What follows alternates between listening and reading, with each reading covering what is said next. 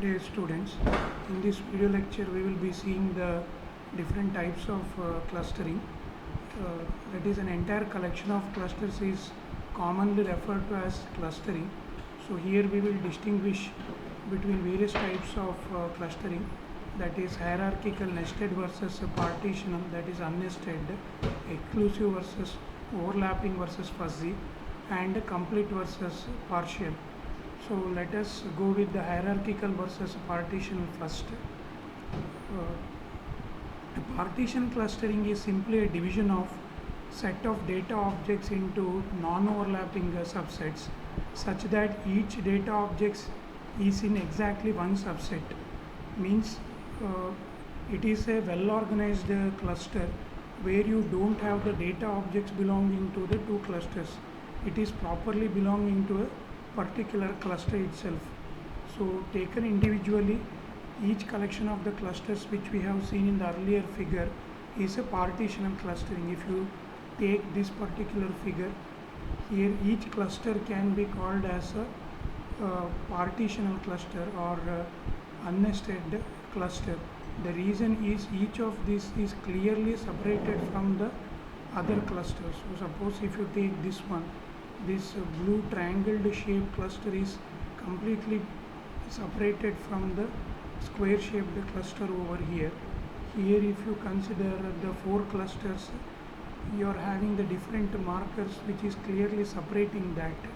Such clusters are called as the partitional clusters or unnested clusters.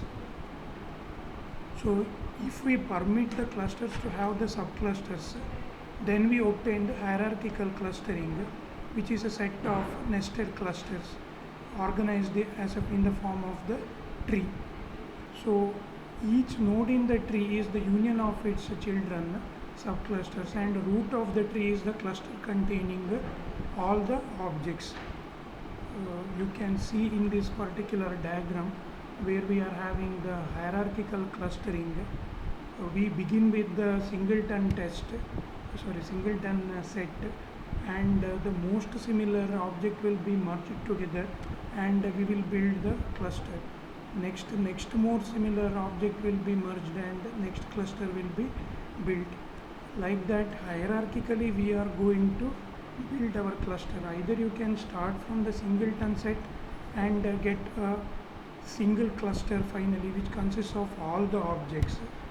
That is the nested cluster you can get, or you can start with the one cluster which consists of all the points, then go on dividing that until you get the singleton clusters.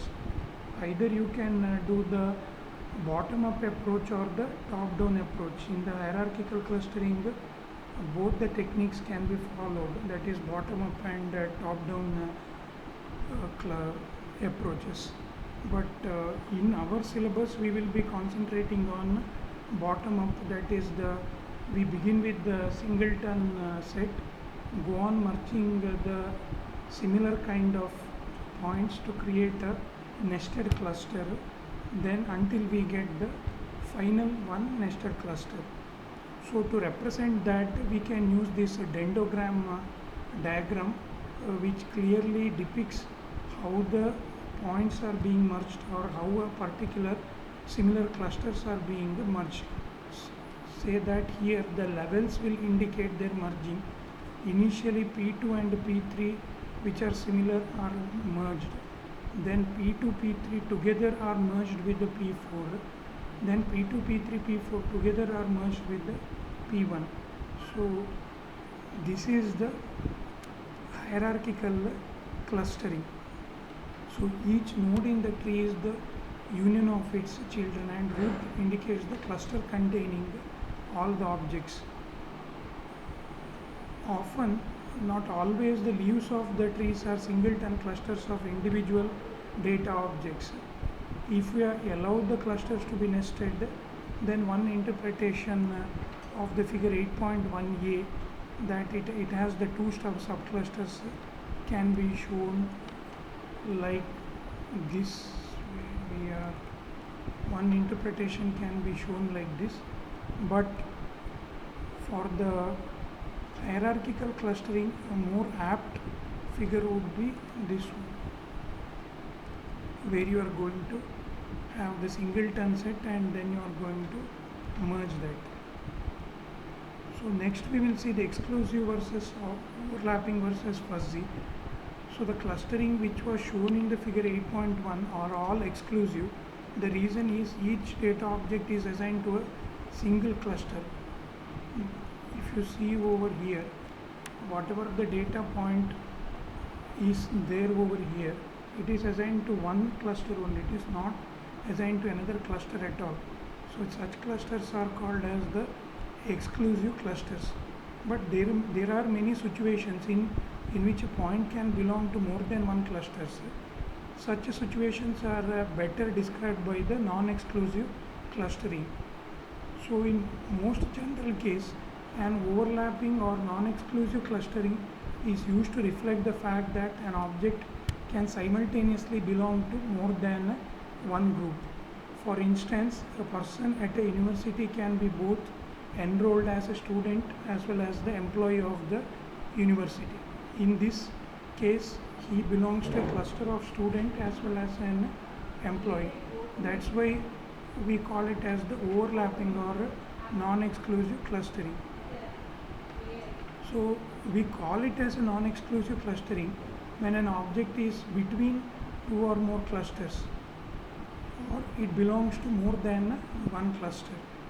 So in a fuzzy clustering, what we will do means every object will belong to every cluster with some membership weight that is between 0 and 1. If it absolutely doesn't belong, then it will be 0. If it absolutely belongs, then it is 1. In fuzzy clustering, we impose an additional constraint that sum of the weights for each object in a particular cluster must be equal to 1. So that is a fuzzy clustering. Similarly, probabilistic clustering techniques can compute the probability with which each point belongs to each cluster, and these probabilities must also sum to 1. So that is the probabilistic clustering techniques. Final one is the complete versus partial. A complete clustering technique assigns every object to a cluster, whereas partial clustering does not do that. Motivation for the partial clustering comes from the fact that sometimes the data objects or data points may not belong to a particular cluster. As we have seen earlier, an example of a person, he or she may be enrolled as a student or a faculty in a particular university. That is a classic example for a partial clustering where you can't assign it to a particular cluster. So if you are having a assurance that it belongs to a particular cluster, then it becomes a complete cluster. Another example over here is some newspaper stories may share a common theme, such as global warming or at present COVID-19 and all. In that case, it is easy for us to cluster the news stories and put under one heading. Suppose if you are having some news stories which is of a very generic kind, where it is not possible to say to which news story it belongs, then it becomes a partial clustering. Thus, if you are interested in the important topics such as what has happened with respect to the COVID-19 in last week or last month, then it is better to search with the common theme or a specific theme saying that COVID-19, global warming, like that, where it is easy for us to cluster it completely. In case of partial clustering, it is very difficult to define a boundary and say that it belongs to this particular cluster. So as far as your exam is also concerned, this question is very important, that is the different types of clusterings, that is hierarchical, nested versus partitional, exclusive versus overlapping versus fuzzy, complete versus partial. So you need to give the basic definition and explanation of this with an example while you write in the exam. So this brings us to the end of this particular lecture. Thank you.